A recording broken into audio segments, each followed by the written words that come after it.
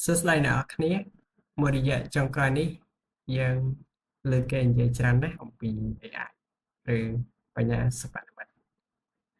គេថាវាឆ្លាតណាស់អាចសរសេរអត្ថបទបានអាចគូររូបបានប៉ុន្តែតើអ្នកធ្លាប់ឆ្ងល់ទេថាតើ AI ដំណើរការដោយរបៀបណាតើវាចេះគិតដូចមនុស្សដែរឬទេនៅក្នុងវីដេអូនេះខ្ញុំនឹងបញ្យល់អ្នកឲ្យយល់ត្រឹម3នាទីប៉ុណ្ណោះជាដំបូង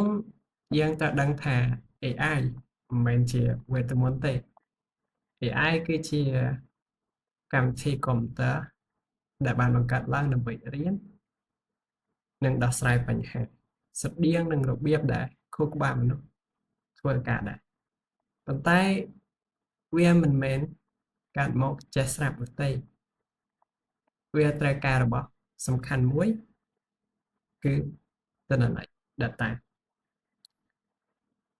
ដើម្បីឲ្យងាយយល់ឧបមាថាអ្នកចង់បង្រៀនក្មេងម្នាក់ឲ្យស្គាល់ថាមួយណាជាសត្វឆ្មាអ្នកប្រកាសជាយករូបឆ្មាជាច្រើនឲ្យគេមើលហើយប្រាប់ថានេះជាឆ្មាយូរទៅក្មេងនោះនឹងចំណាំបានថាសត្វដែលមានត្រចៀកពីរមានរោមនិងមានកន្ទុយបែបនេះគឺជាឆ្មា AI ក៏ដូចគ្នាដែរយើងបញ្ជូនរូបភាពឆ្មារាប់លានចូលទៅក្នុងប្រព័ន្ធរបស់វា AI នឹងចាប់ផ្ដើមវិភាគរករំនាំ pattern ដូចជាទម្រង់មុខរោមឬភ្នែក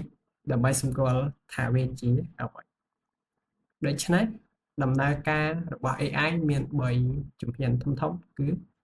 ទី1ការទទួលទិន្នន័យ input យើងផ្ដល់ព័ត៌មានឲ្យវាជាអក្សររូបភាពឬសំឡេងទី2ការបង្វឹក training AI ប្រើក្បួនគណិតវិទ្យាដ៏ស្មុគស្មាញ algorithm ដើម្បីរៀនពីទិន្នន័យទាំងនោះទី3ការទស្សន៍ទាយ prediction output នៅពេលវាជួបសំណួរថ្មីវានឹងប្រើអ្វីដែលវាធ្លាប់រៀនដើម្បីផ្ដល់ចម្លើយមកយ៉ាងវិញចុះចំណែក AI ដូចជា ChatGPT វិញតើវាដំណើរការដូចទេពួកវាត្រូវបានបង្វឹកដោយអត្ថបទរាប់ពាន់លានដែលមាននៅលើអ៊ីនធឺណិតវាដំណើរការដោយការទាយពាក្យបន្ទាប់ឧទាហរណ៍បើខ្ញុំចង់និយាយថាខ្ញុំឃ្លានបាយខ្ញុំចង់ចុច AI នឹងទាយថាពាក្យបន្ទាប់គួរតែជាញ៉ាំដោយផ្អែកលើអ្វីដែលវាធ្លាប់អានពីមុនមកសរុបមក AI ដំណើរការបានដោយសារការរៀនពីទិន្នន័យចាស់ៗដើម្បីដោះស្រាយបញ្ហាថ្មីៗវាមិនមានអារម្មណ៍ឬមនសិការដូចនេះទេប៉ុន្តែវាពូកែចងចាំនិងគណនាលឿនជាងយើងការយល់ពីរបៀបដែល AI ដំណើរការនឹងជួយឲ្យយើងប្រើប្រាស់វាឲ្យមានប្រសិទ្ធភាពបើអ្នកយល់ថាវីដេអូនេះមានប្រយោជន៍កុំភ្លេចចុច like និង share ផងណាជួបគ្នានៅវីដេអូក្រោយ